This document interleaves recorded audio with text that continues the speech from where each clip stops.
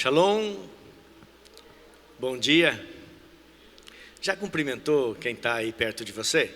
De repente você não teve tempo de cumprimentar aqui no café que nós servimos pela manhã, que foi uma benção. Então levanta um pouquinho do seu lugar, procura alguém que você não cumprimentou ainda e deseja para ele uma feliz festa de Purim.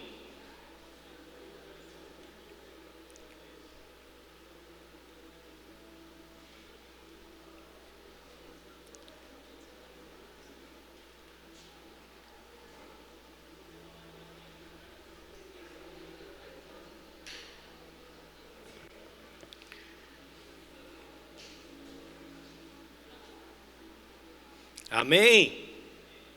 Você pode dar um aplauso ao Rei dos Reis e ao Senhor dos Senhores? A Ele seja a honra e a glória para sempre. É o nosso Deus Todo-Poderoso, amém? Hoje nós estamos celebrando, como já disse o Cardoso, a festa de Purim. Não é uma festa judaica, é uma festa bíblica. E nós não celebramos como os judeus, porque não somos judeus, né?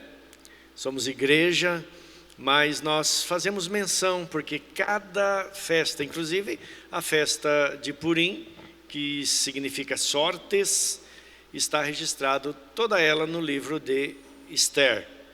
Quem já leu o livro de Esther? Amém? Já li algumas vezes e hoje escutei o livro de novo e li uma parte, escutei outra, para que pudesse relembrar, e quero ler hoje bastante a respeito, afinal tem muitas pessoas que não conseguem ler a Bíblia por causa de tantas coisas, não é? Nós somos tão atarefados que não temos tempo de ler a palavra do nosso Deus e comer o pão do céu. Então, hoje eu vou ler bastante aqui para você que não teve tempo. Amém? Eu sei que você teve. Isaías 22, 22 diz assim. Eu já escrevi essa palavra faz algum tempo, então eu não sei em que tradução eu estou lendo aqui. Se não for a CF, certamente é a NVI. Isaías 22, 22. E porei a chave da casa de Davi sobre o seu ombro, e abrirá, e ninguém fechará, e fechará, e ninguém abrirá. E porei a chave da casa de Davi sobre o seu ombro, e abrirá, e ninguém fechará, e fechará, e ninguém abrirá. Chave. E nós temos falado muito sobre chaves, sobre códigos do eterno. E a festa de Purim, queridos, se nós entendermos o livro de Esther, nós vamos receber algumas chaves para viver a nossa vida aqui nessa terra, para cumprir o nosso chamado aqui nessa terra. E hoje eu quero falar um pouquinho sobre isso. Amém? Então, feche seus olhos, vamos orar mais uma vez. Peça ao Espírito Santo que fale com você nesta manhã, e que não seja apenas mais um culto, mas um banquete do céu para nós, como já tem sido desde o começo desse culto. A abertura, com o nosso irmão Heraldo, o louvor, a palavra de oferta, enfim, Deus já está falando conosco desde o começo. Amém? Pai, no nome de Jesus, nós te louvamos e te adoramos e exaltamos a Ti, porque Tu és bom e a Tua misericórdia dura para sempre. Obrigado, Senhor, por esta festa de Purim, por esse ensinamento, por essa palavra ter ficado registrada na Bíblia Sagrada. E nós podemos hoje tirar lições tão tremendas e receber as chaves que o Senhor tem para nós, para conquistarmos o futuro, para alcançarmos o objetivo, Senhor, e chegarmos no final da nossa carreira, certos de que, como disse o apóstolo Paulo, combati o bom combate, acabei a carreira e guardei a fé. Que seja assim conosco, Pai, no nome de Jesus. Amém. Amém. Glória a Deus. Então fala assim, fala comigo, Senhor. Agora fala para o Senhor, fale comigo, Senhor. Amém. Eu vou discorrer aqui sobre o livro de Esther, vou ler a respeito de alguns capítulos, não vou ler o capítulo todo, obviamente, nem o livro todo, mas nós vamos juntos, ok? Primeira parte do livro de Esther, nós vemos aqui a inconsequência de uma esposa, e essa inconsequência tira-lhe o reino. Não foi tirado o reino de Vasti simplesmente pela vontade do rei, mas foi tirado o reino porque ela foi inconsequente. Vasti representa uma parte da igreja. Outra parte é representada por Esther, que nós vamos entender. O rei se alegra com sua rainha, mas ela começa a perder a posição real quando se recusa a ir à sua presença. Ela estava ocupada com outras coisas, por isso recusou o convite. E nós vemos isso no capítulo 1, versículo 16 ao 20, que diz o seguinte: Então disse Memucã na presença do rei e dos príncipes: A rainha Vasti não somente ofendeu ao rei, mas também a todos os príncipes e a todos os povos que há em todas as províncias do rei Assuero. Porque a notícia do que fez a rainha chegará a todas as mulheres, de modo que desprezarão a seu marido quando ouvirem dizer: Mandou o rei Assuero que introduzissem à sua presença a rainha Vasti, porém ela não foi. Hoje mesmo, as princesas da Pérsia e da Média, ao ouvirem o que fez a rainha, dirão o mesmo a todos os príncipes do rei, e haverá daí muito desprezo e indignação. Se bem parecer ao rei, promulgue de sua parte um edito real que se escreva nas leis dos persas e dos medos, que não se revogue, que Vasti não entre jamais na presença do rei Assuero, e o rei dê o reino dela a outra que seja melhor do que ela. Quando for ouvido o mandato que o rei decretar em todo o seu reino, vasto que é, todas as mulheres darão honra a seu marido, tanto ao mais importante como ao menos importante. Então, querido, se você já leu a história, você vai ver que o rei faz uma festa tremenda de 6 meses, e ali no meio da festa, aquele rei, ele manda chamar a sua esposa porque era muito linda, representa a igreja sempre foi linda, mas ela disse: não vou. O rei já estava alto pelo vinho, e a rainha estava numa festa separada com as mulheres, e naquele momento ela se empoderou do seu feminismo e disse: não vou à presença do rei, vou ficar por aqui mesmo, quem manda sou eu. E enfim, isso trouxe uma consequência terrível, e acabou que ela por isso perdeu o reino. Quantas vezes nós, a igreja do Senhor, queridos, a igreja teria que ser um modelo a ser seguido. As pessoas procuram modelos, tanto que o reino ou os reinos que eram dominados sob o reino de Assuero tinham como modelo o rei e a rainha. Isso é citado aqui no que nós acabamos de ler. O que dirão as mulheres depois disso? Elas vão fazer igual a rainha. E sempre existem pessoas que são influência tanto para o bem como para o mal. A questão é, quando não sabemos quem somos, vamos buscar aqueles que dizem o que somos ou quem somos. Vamos buscar modelos no mundo. Quando temos a convicção de quem somos filhos de Deus, Ele é nosso Pai, Ele é nosso Rei. Obviamente também que vamos buscar um modelo, e o nosso modelo é Jesus Cristo. Ele é o modelo verdadeiro, amém? A ser seguido. E Ele até disse que aqueles que crescem nele fariam as obras que Ele fez e até fariam maiores. O interessante é que uma parte da igreja não quer a presença do rei, apenas o que ele pode dar, apenas a posição que ele pode conferir. Por isso temos visto o mundo também se escandalizar com a igreja do Senhor. Uma igreja que foi chamada para influenciar o mundo com a sua maneira de viver,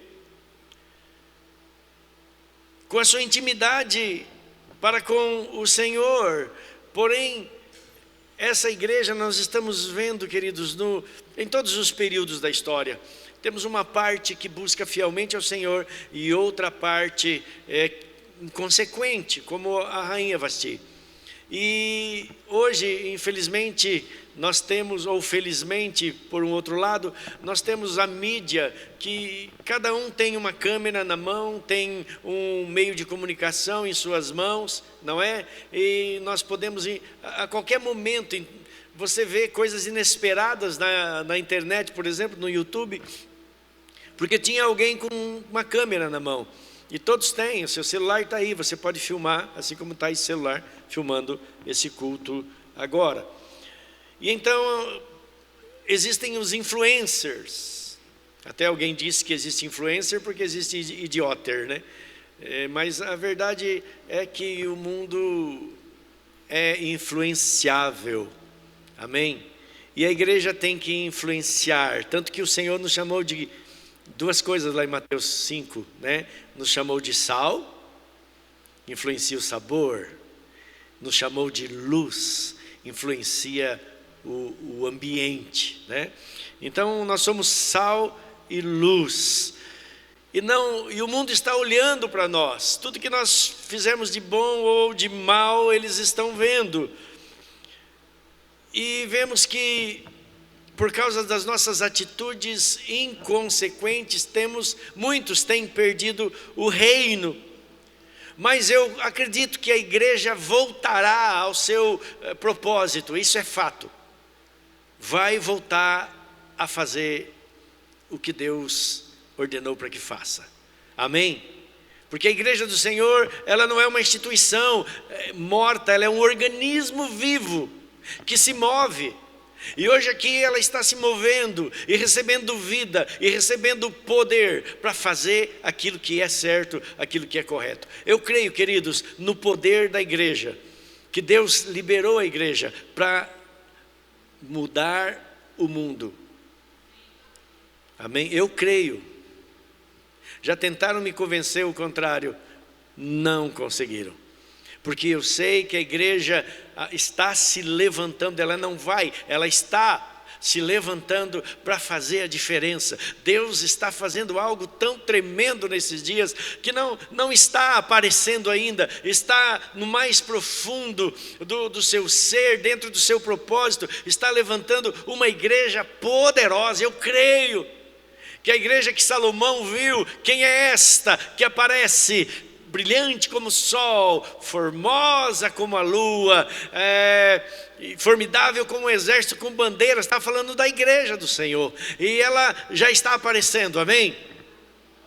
Diga assim: eu faço parte dessa igreja, uma igreja poderosa, uma igreja que muda as circunstâncias, amém? A igreja dos últimos dias, sim, estamos mais perto hoje do final do que estávamos, ou do que os nossos antepassados estiveram. O Senhor vai fazer algo tremendo, já está fazendo. E essa igreja, queridos, que outrora uma parte, na verdade aqui está falando apenas da rainha Vasti, ela desprezou a presença do rei, por isso ela foi destituída. E nós precisamos entender que Deus nos ama e tem um propósito, mas se nós não quisermos, Ele não vai fazer, porque Ele respeita o teu livre arbítrio. Amém? Eu sei que os calvinistas dizem que não existe livre arbítrio, existe livre que mesmo? Livre agência. Eu não acredito, não tem nenhuma base. Quando você lê Ezequiel 18, o Senhor diz assim claramente, né, no livre-arbítrio, porque o ímpio vai morrer, mas se você ímpio se converter, eu te perdoo. Então, ali já começa a cair por terra.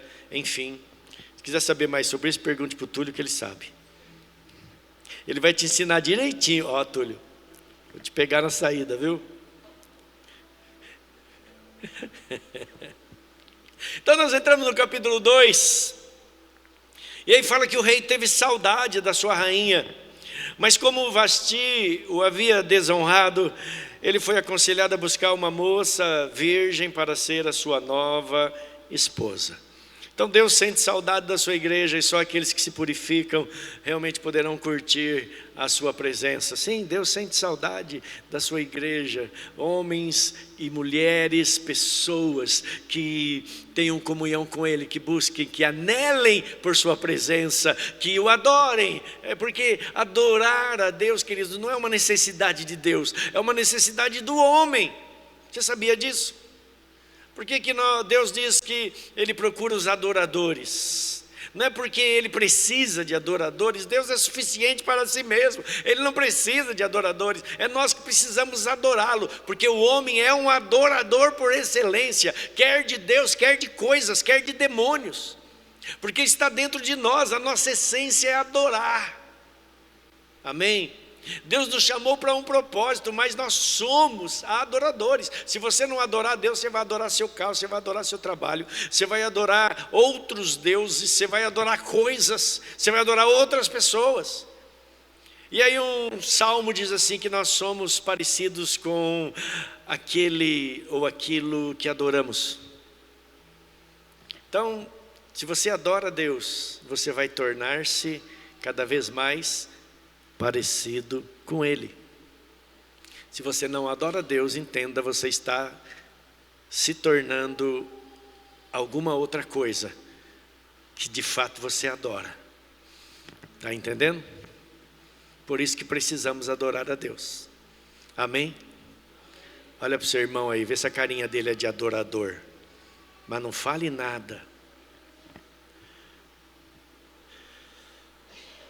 Em Esther 2, versículo 7 ao 9, diz assim, falando aqui de Mardoqueu ou Mordecai, eu vou chamá-lo de Mardoqueu, ok? Porque tem tradução que chama Mardoqueu, outra Mordecai, mas significa a mesma pessoa.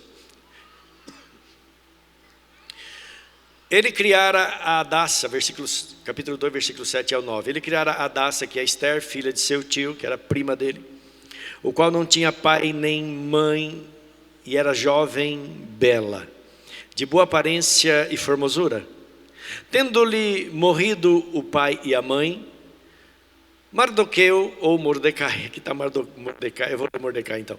Mordecai a tomara por filha, e em se divulgando, pois o mandado do rei e a sua lei, ao serem ajuntadas muitas moças na cidadela de Suzã, sob as vistas de Hegai, levaram também Esther à casa do rei, sob os cuidados de Hegai, guarda das mulheres. A moça lhe pareceu formosa e alcançou favor perante ele, pelo que se apressou em dar-lhe os ungüentos e os devidos alimentos, como também 7 jovens escolhidas da casa do rei, e a fez passar com as suas jovens para os melhores aposentos da casa das mulheres.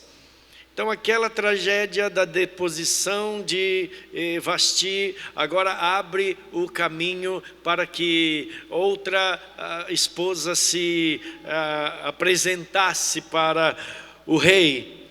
E há uma outra tragédia por trás disso, que é a tragédia de Esther. Os seus pais haviam morrido e ela foi criada por seu primo, mas aqui diz que ela ainda continuava formosa. Queridos, isso é tão tremendo, porque enquanto uma parte daqueles que Deus chama para ser igreja são inconsequentes, a outra parte, mesmo passando por tragédias, mesmo vivendo momentos difíceis, continua formosa, continua bela. Isso é tão tremendo. Você está na presença de Deus, não importa o que Ele tenha acontecido, ou o que está acontecendo, e você continua firme na sua fé, na sua busca. Aquele sorriso não é um sorriso de disfarce, como uma música sertaneja que diz: quem me vê assim, desse jeito, não sabe o que eu estou passando, o meu sorriso é morto, eu devia estar chorando, né? Uma coisa assim. O Cardoso conhece.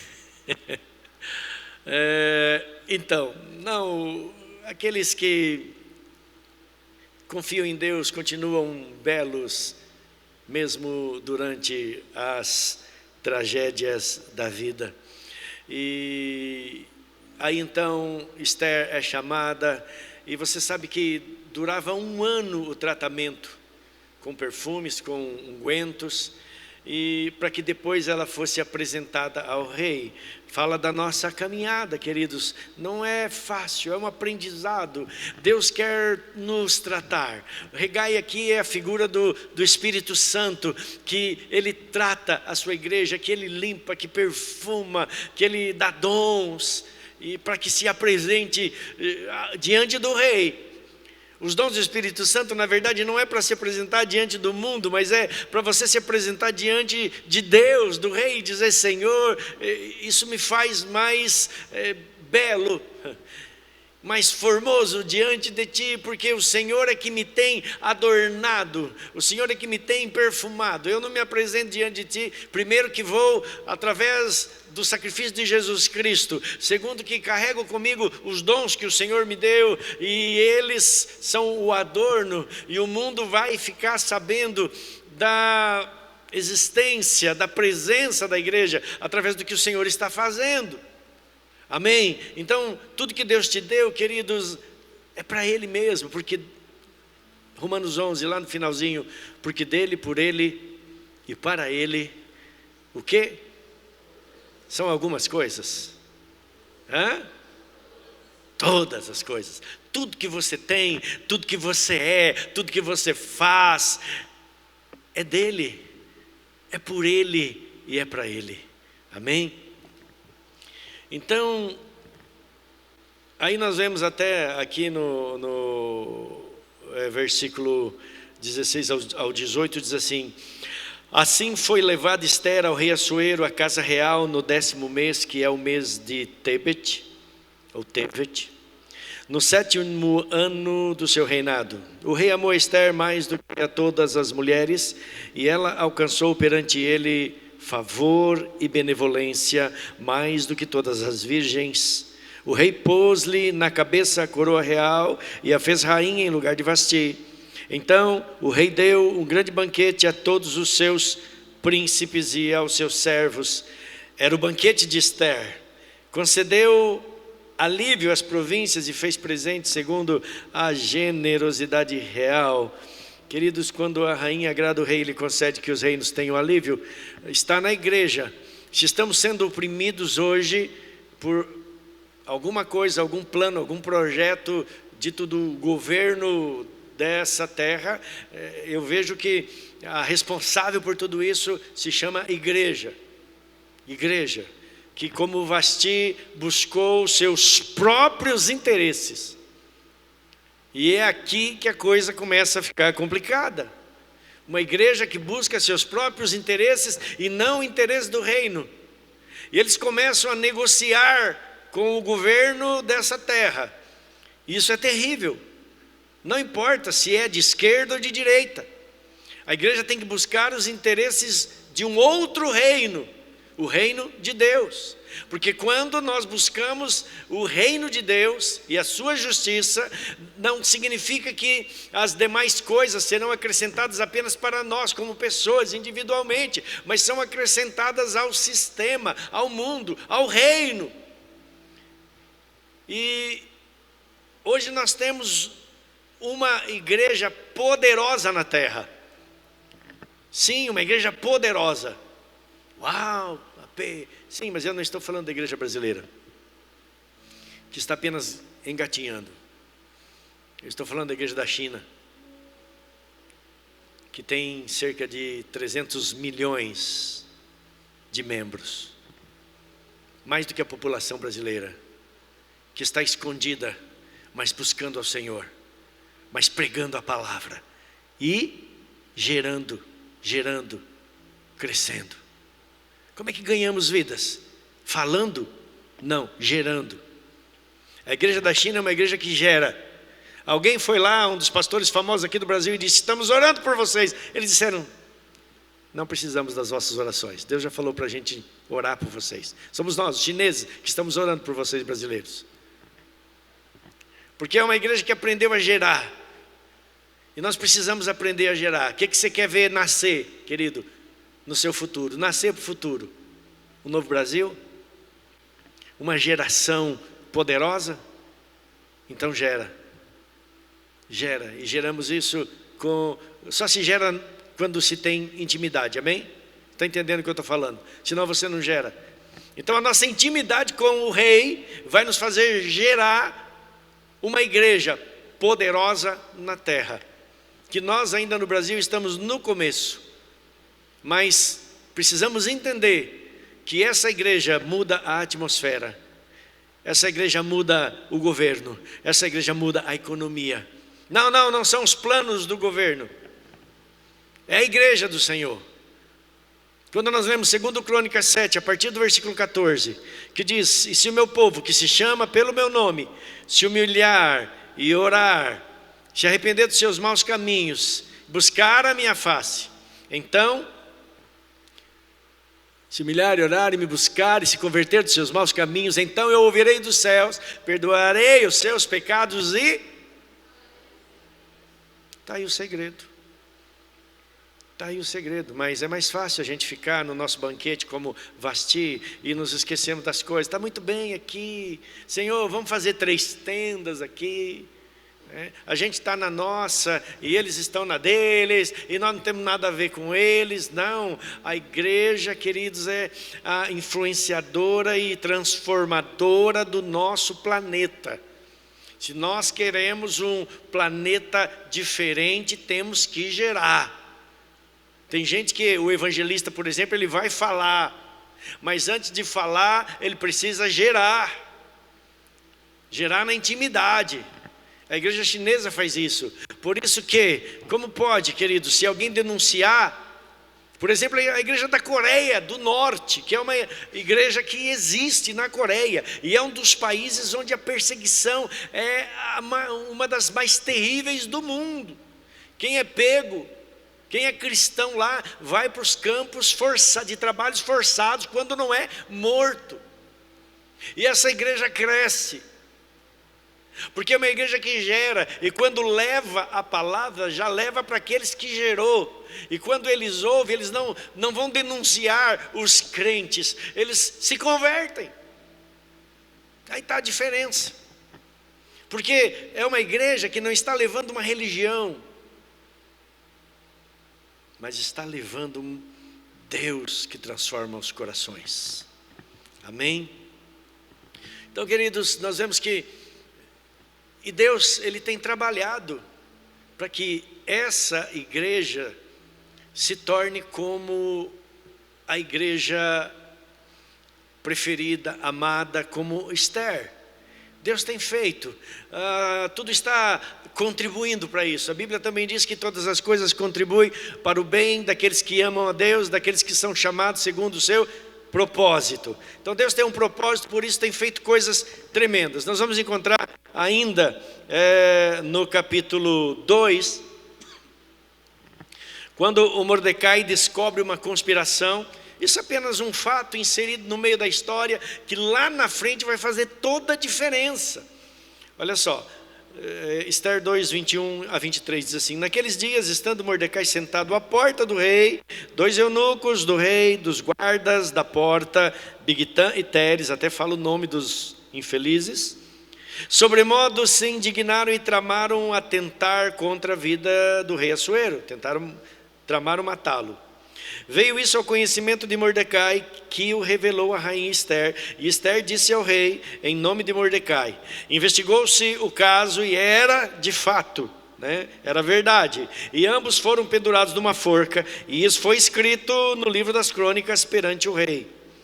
Olha só, você pensa, queridos, que tudo que está te acontecendo, tem coisas que, isso aqui aconteceu por acontecer, foi por acaso. Nada é por acaso.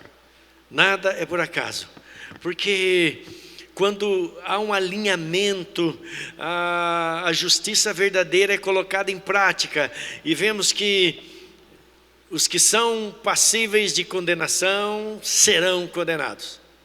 Amém? O injusto não passará por justo diante do Senhor. Os corruptos não passarão por honestos diante de Deus. Deus está vendo. Por isso que a igreja precisa se manter pura diante de Deus. E é uma característica do cristão: não se vender, não se dobrar diante das ofertas do mundo, não aceitar suborno, não entregar o inocente por algo. Deus está vendo. Você vai encontrar que Mordecai, ele não se dobrava diante de Amã. Ele já sabia, ele via naquela pessoa alguém ruim, alguém mau, porque já tinha uma história. A descendência de Amã era uma descendência má contra Israel. E quando Mordecai olhava para ele, via nele os seus antepassados, e todos se dobravam e ele não se dobrava. Ele sabia quem estava ali. Isso gerou mais ódio ainda em Amã. Mordecai podia dizer: tá bom, pelo menos eu não vou ter problemas, não quero problema, eu vou me dobrar, pelo menos eu não terei problema. E tem muitos crentes assim: eu não quero ter problema, só vou fazer isso, eu sei que não é bom, eu sei que não é cristão, mas eu vou fazer, porque senão vou ser mandado embora, porque senão vou se voltar contra mim, porque senão vou ser prejudicado. Não é? Assim como os jovens colar em uma prova. Você já colou na prova? Já subornou? Então você errou, você pecou, precisa até se arrepender por isso. Porque você não estudou. Então eu vou dar um jeitinho aqui. Isso lá na frente vai fazer toda a diferença na sua vida, porque não será abençoador. Reprove de ano. Faça de novo, mas não seja injusto, imoral. Amém? Porque precisamos viver uma vida alinhada, nosso posicionamento. Aí vem o capítulo 3, e começa as ameaças de Amã, porque os judeus não se curvavam perante ele, mas no fim Deus protege seus filhos de todo mal. Quando não nos curvamos perante o mundo, Satanás vai se levantar contra nós, mas graças a Deus que já conhecemos o final dessa história. Você já leu o livro de Esther, já sabe como isso vai acabar. Amém? Quando o mundo se levantar contra você, quando pessoas se levantarem contra você, porque você não se dobrou, você já deve pensar: eu já sei como isso vai acabar. Eu já sei, e não vai ser ruim para mim. Então, no capítulo 4, precisamos entender o nosso chamado e receber os códigos que eu li em Isaías 22, 22. Do capítulo 4 é o capítulo da decisão. Esther entraria na intimidade do seu rei, ou o povo pereceria, mas as sábias palavras de Mordecai a fizeram tomar a decisão certa. Sai o decreto, o próprio rei aprova, para que todo judeu fosse morto num determinado dia. Foi Mordecai, foi Amã e seus amigos que lançaram sortes para ver o dia em que eles iam matar todos os judeus, inclusive a Mordecai. Então nós vemos que Mordecai fica lá na porta do palácio, veste de saco. Esther manda roupa para ele, ele diz: não, vou ficar assim mesmo, e avisem a Esther, né? Que ela deve interceder perante o rei, e ela diz: não, mas já faz 30 dias que o rei não me chama, e na nossa lei diz que se você entrar na presença do rei, e ele não quiser a tua presença, você é morto. Então Esther temeu. Obviamente fala, queridos, que nós temos sentimentos, há momentos em que tememos, não somos super igreja, super homens, super crentes. Não, existem momentos, mas quando existem momentos assim, aí o Mordecai diz assim, está escrito, registrado aqui no capítulo 4, versículo 12 ao 14, que diz assim: fizeram saber a Mordecai as palavras de Esther, que ela disse que não entrava na presença do rei e tal por 30 dias, que poderia morrer. Então lhe disse Mordecai que respondesse a Esther: não imagines que por estares na casa do rei, só tu escaparás entre todos os judeus, porque se de todo te calares agora, de outra parte se levantará para os judeus o socorro e livramento, mas tu e a casa de teu pai perecereis. E quem sabe se para conjuntura como esta, ou para esse momento, é que fostes elevada a rainha. Sim, naquele momento Mordecai dá prega para Esther, né? Vai acontecer algo tão terrível, mas Deus vai interferir. Se não for por você, será de outra forma. Porém, se você não fizer, as consequências virão sobre ti. E então Esther, com aquela palavra, ela desperta, ela acorda. Queridos, isso é tão tremendo, porque Deus está levantando uma igreja, um povo. E se essa igreja que se chama, que está dentro dos templos, não se levantar, de outra parte Deus vai levantar, porque a promessa dele vai se cumprir, o plano dele vai se cumprir. Eu creio na transformação dessa terra. Eu não creio que as coisas vão ficar pior. Eu não creio, porque eu não creio numa igreja derrotada. Nós não estamos aqui esperando para escapar do mundo. Não, nós estamos aqui cumprindo um propósito. E se vamos cumprir esse propósito, Deus vai cumpri-lo. E o reino será grande. Assim como aquela pedra que derrubou a estátua da visão de Nabucodonosor, lá em Daniel capítulo 2. Que ela foi se tornando cada vez maior a ponto de encher a terra. Isso é o reino que não será jamais destruído. Daniel tem essa revelação.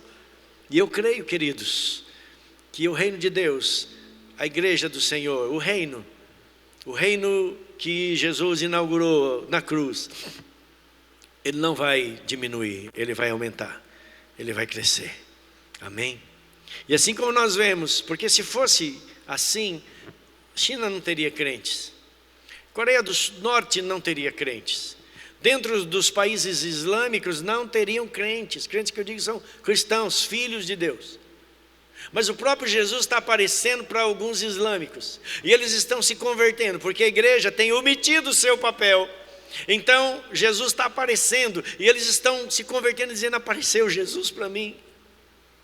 E eles estão se convertendo ao Senhor, e a igreja está crescendo. Amém? A igreja chinesa é um modelo para nós. Mesmo em meio a tanta tribulação, lá os cristãos são pegos e alguns são tirados órgãos para vender no mercado negro, porque são cristãos. Mas quer saber? Eles não estão nem aí, porque eles esperam algo muito maior, eles esperam algo muito melhor. O apóstolo Paulo disse para mim: o viver é Cristo, mas morrer é ganho. Amém? Alguns de nós pensamos diferente. Para mim, o viver é ganho, morrer nem pensar. Então eu não quero morrer. Não, nós já morremos. Amém? Por que nascemos de novo? Porque morremos para o mundo, morremos a nossa velha vida, e então nascemos de novo, e essa vida é eterna. Você não vai morrer, você vai apenas passar para o outro lado da eternidade. Você já está na eternidade. Aqui é imperfeita, do outro lado é perfeita. Estou indo para lá. Amém? Como diz J.B. Carvalho, fui no meu futuro, gostei do que vi, estou correndo para lá. Amém? Agora tem algumas pessoas que estão esperando o mal. O que eu temia, o que me sobreveio. Jó falou assim. Mas nós estamos esperando o bem. Amém? Deus está no comando. O mal não vai dominar. O mal não vai dominar. Você é a igreja do Senhor. É poderosa nessa terra. Amém? O mundo pode ter os seus decretos e os seus caminhos. Nós temos um outro caminho. E o decreto da nossa boca é muito mais poderoso. Muito mais poderoso. Amém? Então, queridos, continuando aqui, já estou encaminhando para o final. Mais umas 2 horas e eu consigo terminar. Capítulo 5. Ainda que Esther não percebesse, o rei era apaixonado por ela. Quando ela se apresenta no seu jardim, ele já aponta o cetro para a introduzir em sua presença, e já diz: que tu queres, ainda que seja metade do meu reino. Ele era o rei do mundo, 180 nações, ele governava tudo que era conhecido, né? Se tu quiser metade, dou 90, Esther. Mas Esther, como esposa sábia, não pede nada naquele momento, apenas curte a sua presença de modo intenso. Creio que esta atitude deixa o rei admirado, pois ela não pede nada, só quer a sua presença, seu amor. Que mulher sábia. Muitas vezes não queremos intimidade com o Senhor quando vamos em sua presença, já entramos pedindo, Senhor me dá isso, Senhor me dá aquilo. Mas aos íntimos, Deus dá até metade do reino. Ou seja, muito mais do que precisam, amém? Então seja íntimo do Senhor. Aí nós entramos no capítulo 6, e aí vem o milagre proveniente da intimidade. Aquela seria uma noite especial, pois no outro dia estava marcado para Amã enforcar a Mordecai, mas Deus tira o sono do rei e o leva no ponto certo. Aquele que honrou denunciando uma conspiração, agora seria honrado. Veja bem, aquela conspiração que Mordecai descobre, denuncia, ele denuncia o mal. Ele não guarda para si, diz, não é problema meu. Não é assim que a gente diz quando tem algum problema perto de nós, que está prejudicando alguém, que está roubando alguém, que está ferindo alguém. Nós dizemos, não, isso não é problema meu. Vamos matar o rei, problema dele e do rei. Ele poderia ter dito isso, não, mas ele foi lá, ele fez a coisa certa. Ele não guardou para si, porque quando você guarda para si algo que você sabe que é ruim, você está se tornando cúmplice, ok? Até na lei americana isso funciona. Quando você sabe de um crime e não denuncia, você também é julgado como criminoso, porque você é cúmplice, você tem que denunciar. E então, como ele denunciou, até podem tê-lo visto com maus olhos, os amigos daqueles que morreram, mas lá na frente, quando há um decreto de morte contra a vida dele, Deus tira o sono do rei. Ou seja, Deus nunca perde o controle, ainda que tudo pareça perdido, mas na hora exata Deus vai agir, e o inimigo que pensava que ia te destruir vai ser envergonhado. E aí o rei pede para ler as crônicas, e quando chega naquela parte, porque ele perdeu o sono, leia para mim aí os acontecimentos do reino, e começo a ler, e de repente, olha, teve um homem judeu chamado Mordecai, e ele descobriu uma conspiração, e era verdade, e eles iriam matar-te, rei, mas por causa de Mordecai você foi livre, não te mataram porque pegaram os assassinos antes. E ele diz, uau, nem estava me lembrando mais disso. E diz aí, o que foi feito a ele? Qual foi a honra que demos a ele? Aí o escriba diz, não, aqui não está registrado nada. Pelo que eu me lembre também, não fizemos nada. Uau, não fizemos nada? Que coisa, deveríamos honrá-lo. E Deus já coloca isso no coração do rei. E pela manhã, Amã tinha chegado lá para pedir para enforcar Mordecai. E o rei diz assim, tem alguém, está tão cedo, mas estou vendo na silhueta da janela, tem uma pessoa no pátio, quem é? É Amã. Pede para ele entrar. Amã, quando ele entra, o rei já diz, porque queridos, você percebe que o rei era tido como um deus, embora não fosse, mas tudo que ele falava, ninguém tinha o poder de retrucar, tinha que obedecer cegamente. E então, quando entra Amã, diz assim, Amã, que fará o rei ao homem que lhe agrada? Amã pensa, esse cara sou eu, né? Já cantou a música do Roberto Carlos lá.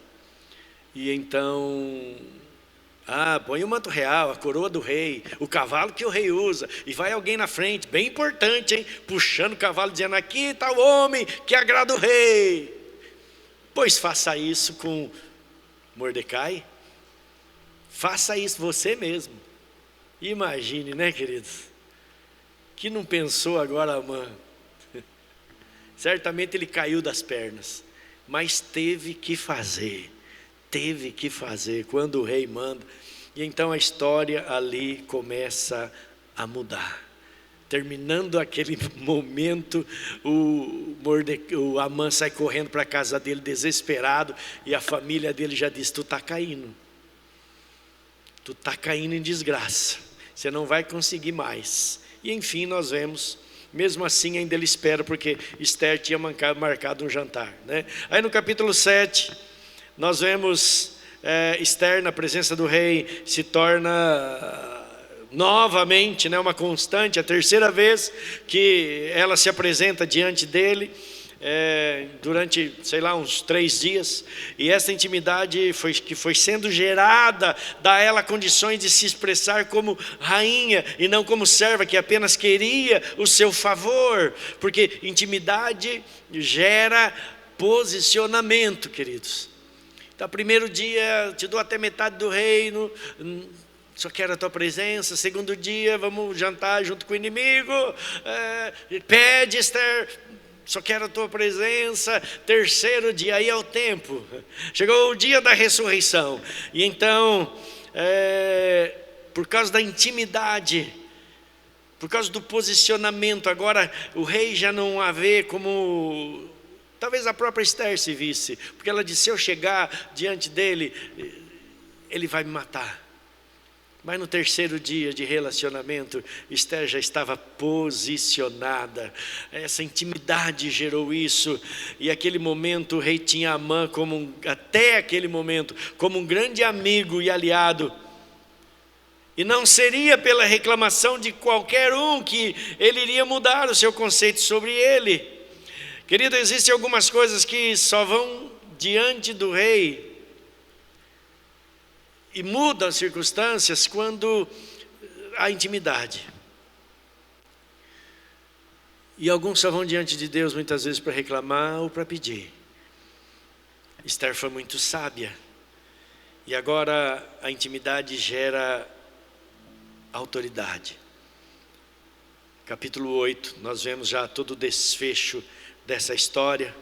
Quando Esther, ela denuncia o crime de Amã, e o rei, e ele se dobra diante dela, porque naquele tempo não eram cadeiras assim, ela estava meio que, a cadeira era baixa, né? E eles ficavam com as pernas esticadas na cadeira, como aquelas cadeiras que você tem hoje, cadeira de praia, por exemplo. E Esther estava ali, e Amã, desesperado, se dobra sobre ela.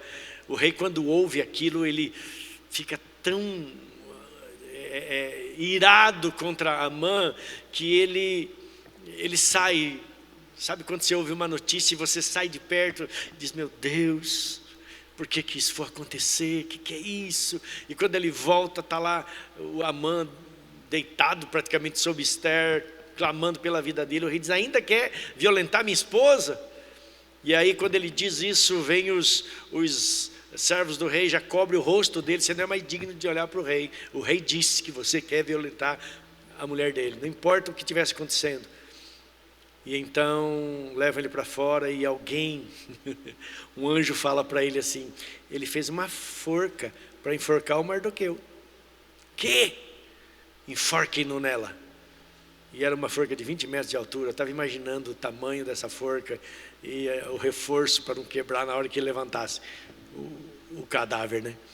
E então ele foi enforcado na forca que ele preparou. E então, no capítulo 8, o rei entrega a casa dos inimigos de Esther em suas mãos. Quando temos intimidade com o Senhor, Ele nos dará a chave da casa de nossos inimigos, e pela autoridade concedida, expulsaremos eles da nossa família, dos nossos negócios, do nosso ministério, da nossa cidade, da nossa nação. Cabe à igreja. Qual é teu inimigo, querido? Qual é teu inimigo? O que está te perturbando? O que está perturbando essa nação? Quando a igreja entender a sua posição de autoridade, que só lhe entregue pela intimidade, através da intimidade, esta igreja vai expulsar dessa nação, amém? Todo mal, todo inimigo. E foi o que aconteceu. E nesse capítulo você começa a entender o quanto o livro de Esther representa o mundo espiritual. Claro, Deus não vai matar o diabo numa forca, pois seus decretos não podem mudar. Por isso o diabo sempre vai se intrometer e tentar nos derrubar para nos fazer desistir. Deus não vai contra a sua palavra, mas Ele nos dá o poder e a autoridade para avançarmos e defendermos o território já conquistado. Jesus não mandou matar demônios, mas disse assim, que se alguém para entrar na casa do valente deve amarrar o valente antes para saquear-lhe os bens. Esse é o comando. Quem está, inclusive a pastora Maria fez um seminário ontem a respeito, creio que seja a respeito disso, né, dos decretos celestiais. A igreja, ela tem autoridade, Jesus nos deu autoridade para pisar serpentes e escorpiões, amém? Quando Jesus, lá em Mateus 28, a partir do versículo 18, ele diz, todo poder foi me entregue no céu e na terra, portanto ide, fazei discípulos de todas as nações.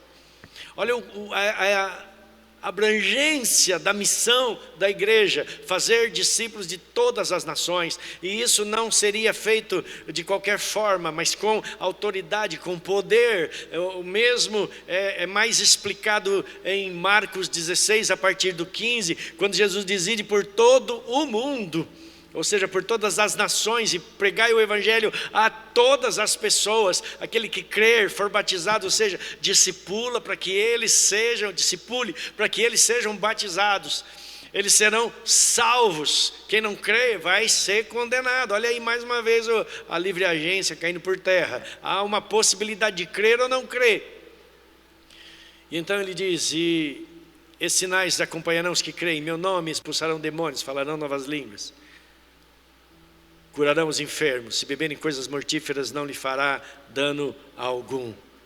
Queridos, é a autoridade e o poder da igreja, amém? Você tem poder, você não é uma vítima. A Esther se sente uma vítima quando ela ouve o decreto, nós vamos morrer, ela diz, eu também. Mas aí Mordecai diz, não pensa você, que não foi para esse momento que Deus te colocou aí. Opa, então eu vou fazer a minha parte. Eu preciso fazer a minha parte. Então a igreja não é vítima, igrejinha vítima que Jesus vai levar para o céu. Estamos esperando o trem da salvação passar. Vamos fugir. Quem assistiu Deixados para Trás? Deixa para trás o Deixados para Trás. Assuma a sua autoridade. Podemos mudar, amém?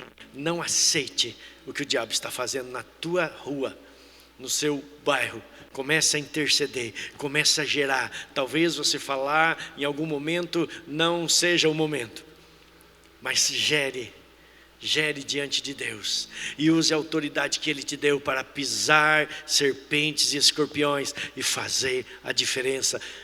Vai mudar. Amém?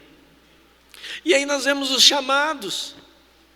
Deus te chamou para estar em alguma área da sociedade.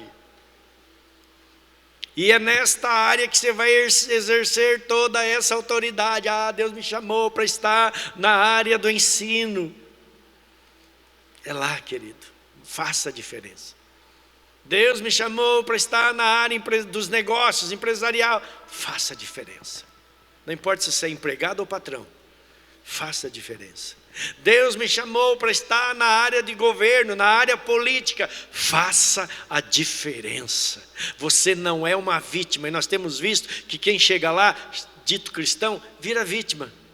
Porque eu tenho que receber, eu tenho que votar de acordo com o que eles me pedem, porque mesmo que seja contra a minha fé, ei, alto lá, ainda que você morra, faça a diferença. E tem alguns já fazendo. Amém? Não importa onde você, nas artes, no entretenimento, nos esportes, amém? Na comunicação, faça a diferença. O que você está postando na internet? Besteira. O que eu como todo dia? Eu vejo. Tá certo que minha filha é nutricionista, então ela posta, né? Mas é com intuito. Mas não adianta postar que você está não sei na onde, estou na praia, estou... Ok, tudo bem, não tem nenhum problema, mas faça a diferença. O que você está postando que está fazendo a diferença para algumas vidas? Às vezes você não está postando porque não tem intimidade. Não está se relacionando com o seu papai. Então não posta nada sobre ele. E não adianta postar que você está no culto aqui. Não vai fazer diferença nenhuma. Mas seu posicionamento vai fazer a diferença. Amém? Glória a Deus. Não sei se vocês estão gostando, mas estou gostando, viu? Tem umas meia hora ainda. E eles já olharam feio para mim, tem que terminar logo. Mateus 12, 29. Como pode alguém entrar na casa do valente e roubar-lhe os bens, sem primeiro amarrá-lo, e então lhe saqueará a casa? Mateus 12, 29. No versículo 11 do capítulo 8, vemos Mordecai ser honrado. As vestes representam cobertura, e vestes reais falam de cobertura que vem com autoridade. Ele já tinha o anel, então deveria assumir a sua posição de autoridade que realmente tinha. E no capítulo 9, penúltimo capítulo do livro, diz assim, do versículo 1: e no 12º mês, que é o mês de Adar, no dia 13 do mesmo mês em que chegou a palavra do rei, a sua ordem para se executar, no dia em que os inimigos dos judeus esperavam assenhorar-se deles, sucedeu o contrário, porque os judeus foram os que se assenhorearam dos que os odiavam. Porque os judeus nas suas cidades, em todas as províncias do rei Assuero, se ajuntaram para pôr as mãos naqueles que procuravam o seu mal, e ninguém podia resistir-lhes, porque o medo deles caíra sobre todos aqueles povos. E todos os líderes das províncias e os sátrapas eram os que anunciavam, e os governadores e os que faziam a obra do rei auxiliavam os judeus, porque tinham caído sobre eles o temor de Mordecai. Coisa tremenda, né, queridos? Faça a tua parte, o resto Deus faz. Amém? É Deus que vai colocar medo no seu inimigo. É Deus que vai fazer que teu inimigo fugir. Nós vemos diversas batalhas que você encontra na Bíblia, em que o povo de Deus estava em menos, o povo de Israel estava com muito menos soldados guerreiros, e Deus colocou medo no exército inimigo, que era muito maior, muito mais bem armado, e eles fugiram, e eles se mataram uns aos outros. E é isso que Deus vai fazer, e já está fazendo, amém? Está colocando medo dos nossos inimigos. Creia, mas agora tome posição. Você não é uma vítima. Isso aqui é a essência do culto de hoje, você não é uma vítima. Você é um filho, cheio do poder e da graça do Senhor. Deixa de ser vítima. Como que você está, meu irmão? Mais ou menos, né? Sabe como é, né?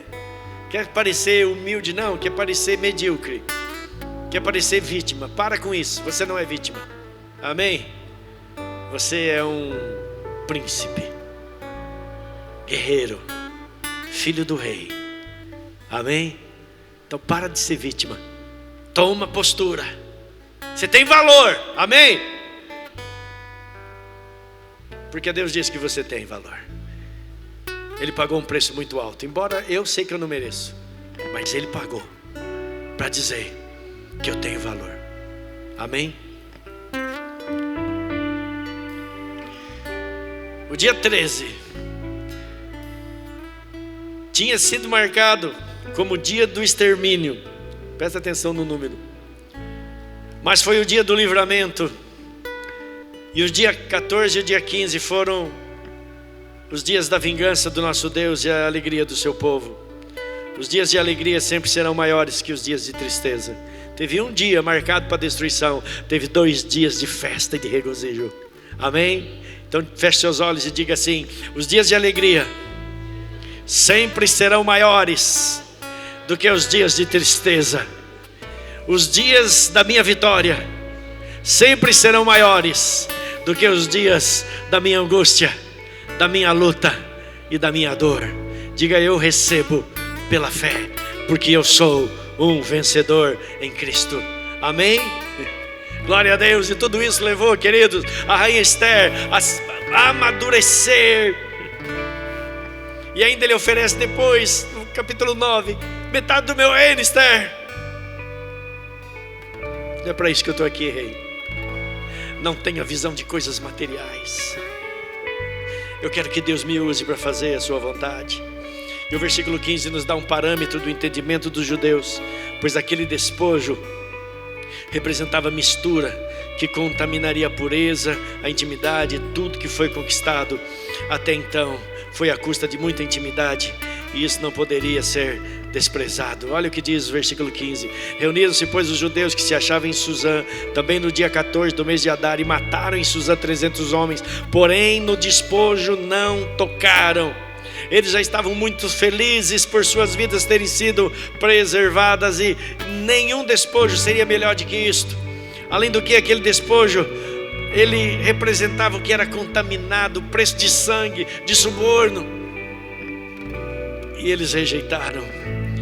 E no versículo 16 diz assim: enquanto isso, ajuntou-se também o representante dos judeus, o restante dos judeus que viviam nas províncias do império, para se protegerem e se livrarem dos seus inimigos. Eles mataram 75 mil deles, mas não se apossaram dos seus bens, porque entendiam o propósito, queridos. Não é coisas, não é presente do mundo, não são as coisas do mundo. Não é por isso que eu vivo por um propósito.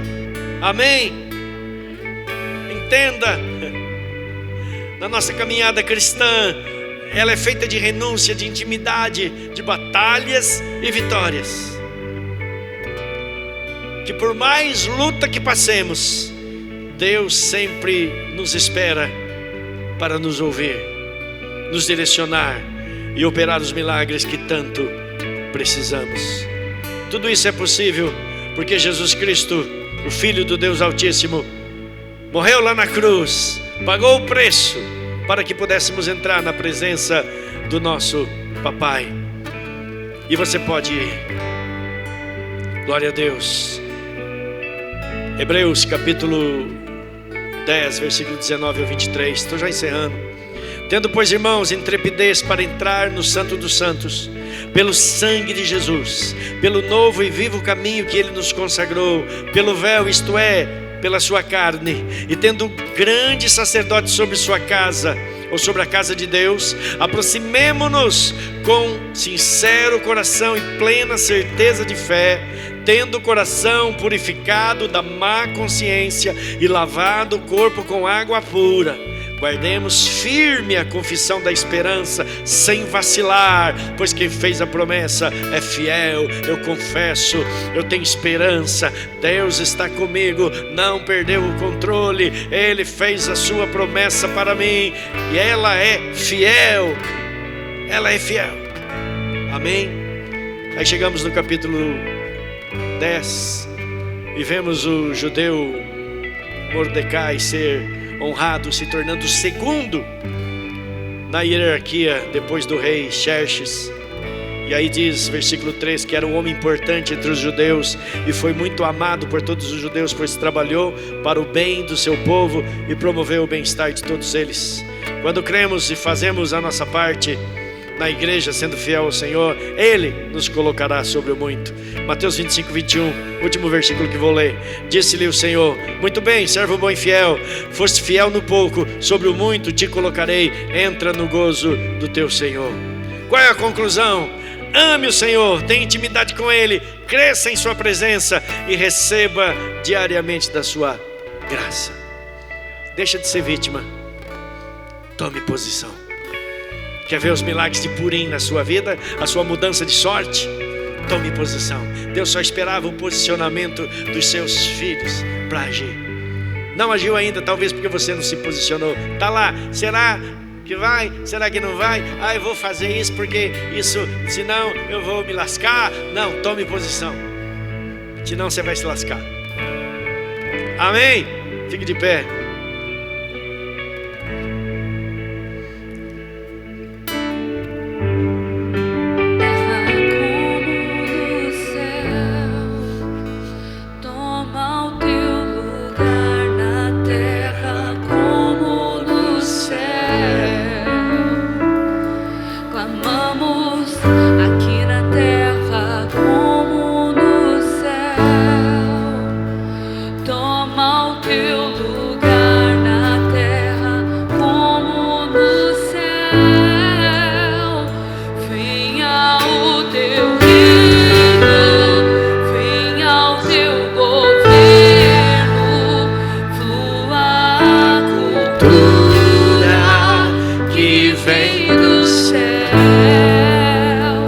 Venha o teu reino.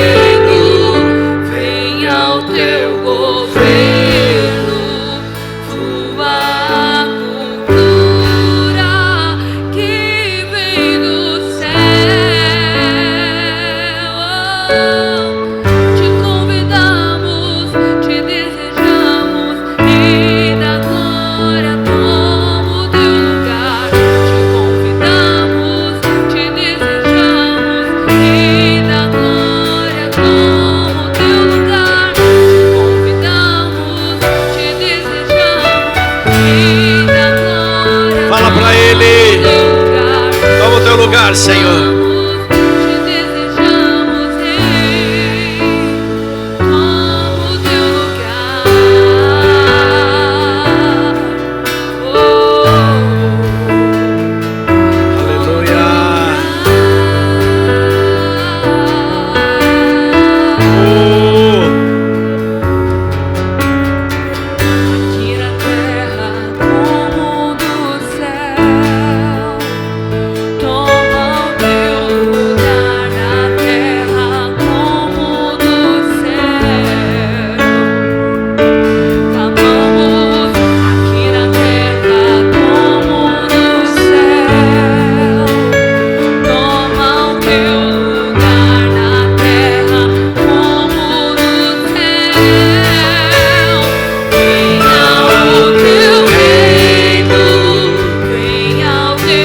Sobre mim, Senhor.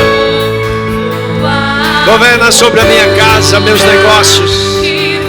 Governa sobre essa igreja. Governa sobre esse lugar. Em nome de Jesus.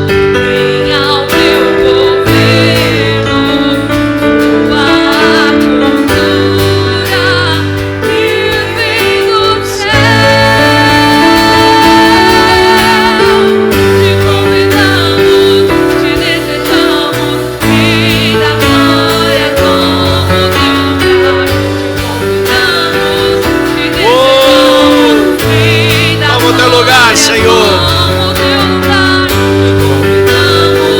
te desejamos, Rei da glória, como teu lugar, te convidamos, te desejamos, Rei. Duas coisas. Sabe aquilo que você fez de bom? Quando você ajudou alguém, quando você pagou um preço, você se expôs. Você até se colocou em perigo para ajudar alguém, para mudar umas circunstâncias, e não foi reconhecido até hoje. Deus viu. Se for necessário, no tempo certo isso vai aparecer e vai redundar em bênção e livramento para a sua vida. Amém? Creia nisso. Então não fique se perguntando por que eu fiz. Não recebi nada por isso. Deus viu. Amém? Outra coisa que Deus coloca no meu coração: existem doenças que você está vivendo por falta, não é porque você está doente de fato, mas é por falta de posicionamento. A doença só está aí porque você ainda não se posicionou como filho de Deus, como alguém saudável, e mandou essa doença embora. Você aceitou, você recebeu, você está convivendo com ela, você é vítima dela. Para de ser vítima hoje, em nome de Jesus. Tome posição e mande esse mal embora da sua vida. Mande esse mal embora da tua casa. Mande esse mal embora das suas finanças. Para de dizer que você é pobre, que você não tem e que você não pode, porque você pode. Amém? Deus realiza sonhos. Tem casais aqui que eu tenho visto profetizar, e depois de algum tempo, anos talvez, Deus cumpre. E aquela Kombi, como é que chama mesmo? Home. Vem. Deus manda. Da maneira que você pode comprar. Aquela casa vai vir. Mas eu não tenho dinheiro, Senhor. Mas vem. Da maneira que você pode pagar. Aquela bênção vem. Começa a profetizar. Começa a sonhar. Porque Deus é poderoso para fazer. Só não faz se você não se posicionar. Você não é vítima, você é filho, e no tempo certo vai receber. Ah, mas aquela pessoa não se converte. Vai se converter. Confia no Senhor, espere. Ah, aquela situação não muda. Vai mudar. Confia no Senhor, espere nele. Amém? Não vou chamar ninguém aqui na frente, mas aí onde você está, tome posição. Agora você vai, hoje tem um portal aberto nos céus, e esse portal recebe a nossa adoração. Deus recebe e também derrama suas bênçãos sobre nós. Agora feche seus olhos e posicione-se como um filho, como um príncipe, e profetize sobre a sua vida, em nome de Jesus. Diga: Pai, em nome de Jesus, eu sou teu filho. Sim, em nome de Jesus, porque foi por Ele, pela morte dEle que eu me tornei filho. É o sangue dEle que me fez parte dessa nova aliança. E hoje, como filho, eu me posiciono em fé, em esperança, com convicção de que eu sou teu filho e não sou uma vítima. Eu não sou uma vítima, e todo esse mal que o inimigo tenta lançar sobre a minha vida, eu creio, o Senhor vai transformar em bênçãos. O Senhor não se esquece das suas promessas. O Senhor vai transformar em bênção. Eu me posiciono, e todo esse mal, em nome de Jesus, eu ordeno: sai agora, sai da minha vida, sai da minha casa, sai das minhas finanças, em nome de Jesus Cristo. Em nome de Jesus Cristo eu sou próspero. Em nome de Jesus Cristo eu proclamo: as coisas vão começar a acontecer para o meu bem. Para o meu bem. Senhor, eu me posiciono.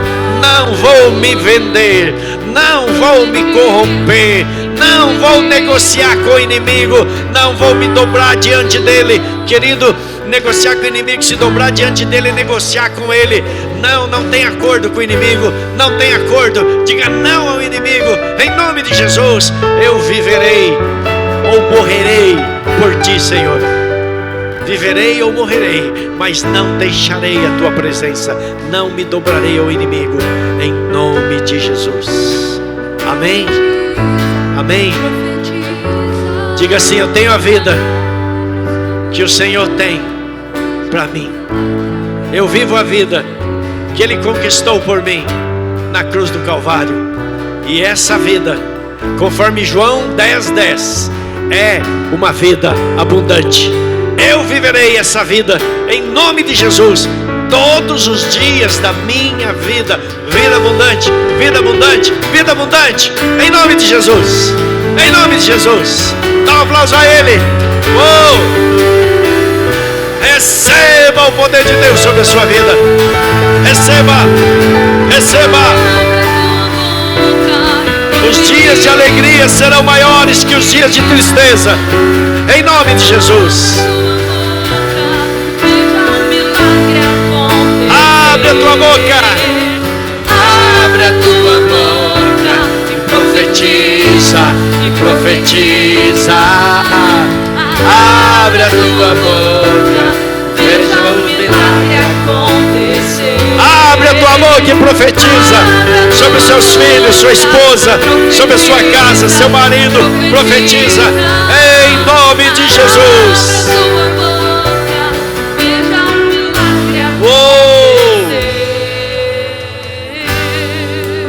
Glória a Deus. Olha para o seu irmão que está aí perto. Eu não sou muito acostumado a ficar falando isso, mas é festa. Olha para o seu irmão que está do seu lado e diga assim: Hag Sameah Purim. Feliz festa de mudança de sorte. Amém? Porque Deus já mudou a sua sorte na cruz do Calvário. Tome posse em nome de Jesus. Amém? Glória a Deus. Aleluia. Quarta-feira tem discipulado de homens. Terça tem discipulado de mulheres. Mulher que está aqui, você pode vir no discipulado com a pastora Estela, terça-feira, 8 horas da noite. E os homens na quarta, 8 horas da noite. Todos estão convidados. Inclusive eu digo para os homens: se você for homem, venha.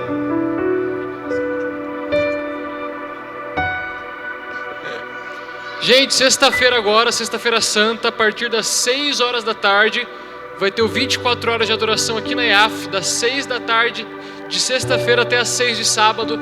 Então se programe para estar aqui, venha. O nosso turno aqui da IAF vai ser às 8 horas da noite. O OP vai estar pregando também, mas venha o máximo de tempo que você puder, se programe. Tá ali, gente, olha lá, 29 e 30 de março, a partir das 6 horas. Já vai ter gente aqui às 4, mas a partir das 6 a gente já vai estar aqui. Muitas igrejas vão estar vindo aqui, muitos pregadores. Então sexta-feira agora, das 6 horas da tarde de sexta-feira agora até as 6 de sábado, 24 horas de adoração aqui na IAF. Amém, gente? Legal? Amém. O Senhor te abençoe e te guarde. O Senhor sobre ti levante seu rosto e tenha misericórdia de ti. O Senhor sobre ti levante seu rosto e te dê a paz, te dê alegria, te dê vida e mude a sua sorte. O grande amor de Deus, a graça de nosso Senhor e Salvador Jesus Cristo, a doce e permanente comunhão e consolação do Espírito Santo seja sobre a sua vida, sua casa, sobre os seus dias. E você viva uma vida abundante desde agora e para sempre. Todos digam amém. Deus te abençoe. Vai nessa paz, vai nessa fé, nessa esperança. As crianças estão ali tomando café. Venha, queridos, vocês que são pais, tragam seus filhos, tome cafezinho ali novamente. E você que está aqui, tem café ali ainda, tem um melão gostoso ali, você vai gostar. Deus abençoe a equipe de louvor. Deus abençoe líderes, pastores dessa casa. Deus abençoe diáconos.